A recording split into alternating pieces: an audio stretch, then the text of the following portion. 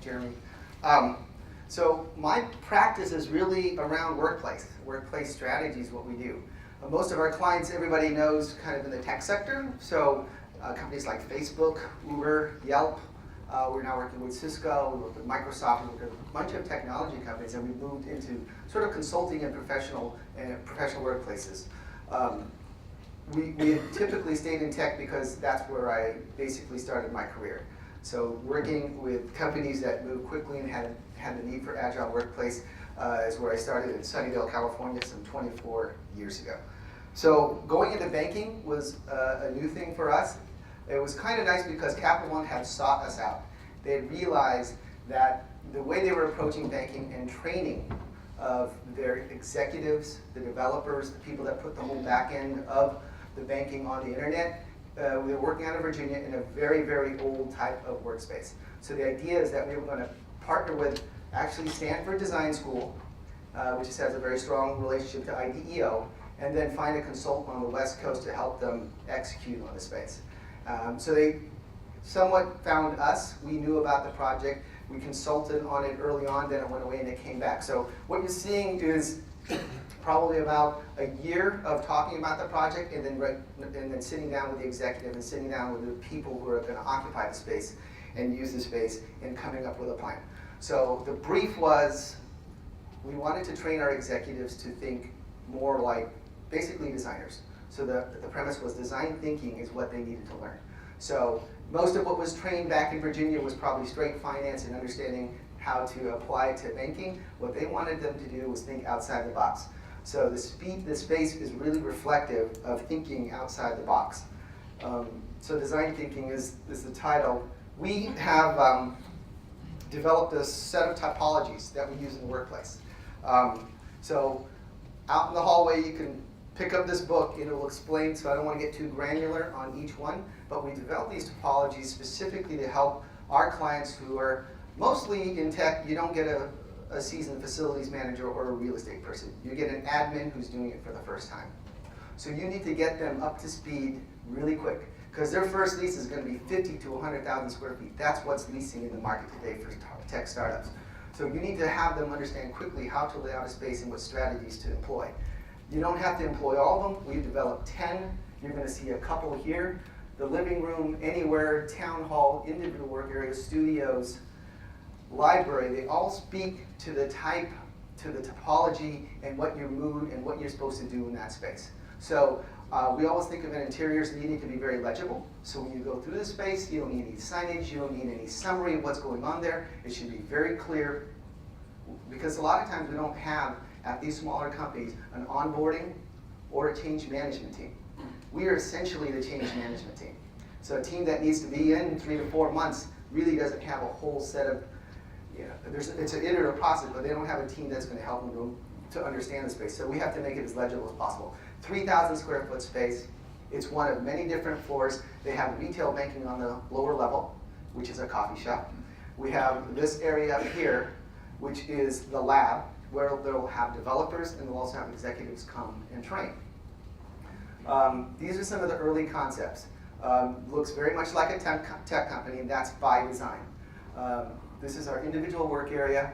This is a little bit of what the aesthetic was going to look like on the interiors. We're going to use a lot of natural materials. Sustainability, the whole point of using reclaimed product is pretty standardized in California. You can't even design anymore without checking the box. So we don't necessarily need to do the green, we don't need to use the USGB. See, San Francisco has its own green ordinance that we need to apply. So this is the lab. This is actually as you come right in. So you can see we've really used a lot of what we use in tech in terms of flexible furniture with wheels. We're doing hits of color. We're using every square inch of this space so that people can utilize it. The idea is that when the executive walks in, it's supposed to be changed. They're used to a different type of training scenario where they go into a training room where the screens drop down, the blinds go down, and you start training. We want them to use every part of this space to train, because you now are wireless, you can work anywhere in the space. We want them to think that it's not just the training table you're going to be sitting at. There's going to be whiteboards, there's going to be a lot of things, so ideation and iteration is what we want them to feel. So it feels very much like a design studio.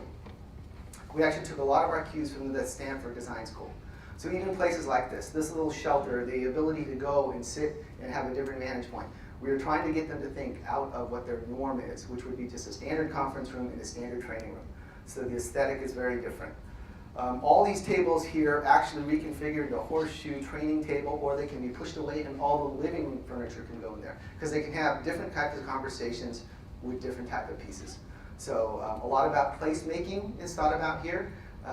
As Monica in her presentation of banking could see how work has changed dramatically in professional services and banking, you're getting a glimpse of it here in a very small 3,000 square foot topic. This is our lunchroom area, and the idea is that you can, this is actually a topology. These high tables are very popular in tech, kind of this quick impromptu type of meeting. So you'll actually see them in our workspaces. And the aesthetic or the topology we call a studio. People like to work in that setting, so we put a lot of high tables around. Feels like a coffee shop. It's very deliberate on the finishes to feel fun, fresh, and very different than what typical banking spaces might look like. These little niches on the backside, we actually use them all in tech because when you sit in them, you sit inside of them, the actual acoustics gets absorbed into the foam behind you. So you can actually take a phone call in there without taking up a conference room. Again, we're really having some fun with the aesthetics. This is this material that goes in the insulation on the wall is actually refurbished or reclaimed jean material. So we're using a lot of recycled, so it's very clear that we are using this. We want the executive to see there are new ways of thinking, there are new materials. So we're trying to push them from what standard brick and mortar and sheetrock would look like into these new materials. So everything is somewhat got a message. And every space is usable. So under the stairs, this is kind of our anywhere topology. We want whiteboard everywhere. We want little nooks and crannies. We want little place for people to nest. So we use every single inch of this 3,000 square feet, and it's kind of very clear to the user that that's the case. This is our workstation into the work areas. They have all the bells and whistles. They're sit to stand. They're mobile. They've got wireless connections or hard connections, but change the top to a butcher block top. So instead of white laminate, we throw something different. That's a Kimball base with a butcher block top. So very standard product, but we're going to curate it a little bit to make it feel a little bit different, a little bit more authentic. This is what the training room looks like from the front. Actually, screens drop down. Those are Tectum tile, so we have sound absorption material. We've got the ability to move furniture away and reconfigure. These are actually foam core boards that they use at Stanford D School, built to stand. They move them all over the place. So when we don't have a whiteboard, we have a place to move the foam core board. You buy it at Kinko's, you buy it at FedEx, and you use these, and you can move them all over the space, and it costs $5 for that board.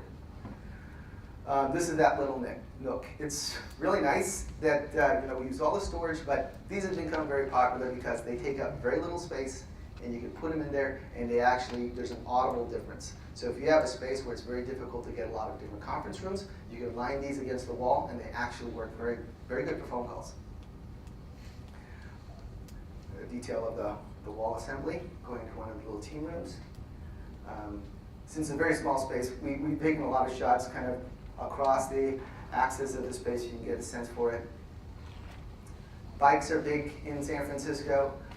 We don't typically hang our bikes or put them down in locker rooms because they're very expensive bikes. They like to take them to the floor. So most of the buildings that we're working, we actually recommend that they allow bikes to come up in the elevators because most of our tenants are now riding bikes in San Francisco. So bike spas, bringing the bikes to the room are very important. I'm going to go quickly to a new banking concept. I can't mention the client, but it's actually very interesting retail. This is sort of the underserved market in the United States. A lot of the people who are freshly arrived to the United States, they perceive banking as sort of something they're not used to. So check cashing is very popular in these markets. So the newly arrived immigrant will typically like to get their check cashed, but they don't like to go to the bank. So this banking concept is to make sure that they feel all the process of going to a check cashing scenario, but it is a bank. So they see the money go in, they see it go to the teller, they see it go in the box, and that's where they feel safe. They don't like sticking into the machine. So this is a very physical environment. The details, we don't have the graphics up because it tells who the client is, but you can kind of see. You go here, this is the teller, you meet people here. They actually help load the application on your phone. There's a whole front area where your family can hang out while you're doing the banking. So the whole idea is to ease them into this new type of banking that they're not used to. So it's got a very almost residential feel to it. And it's serving a very, what I would say, a pretty hard part of town, but we want to make this experience as nice as possible for these people who are kind of newly arrived. And that's it, because I only had 10 minutes.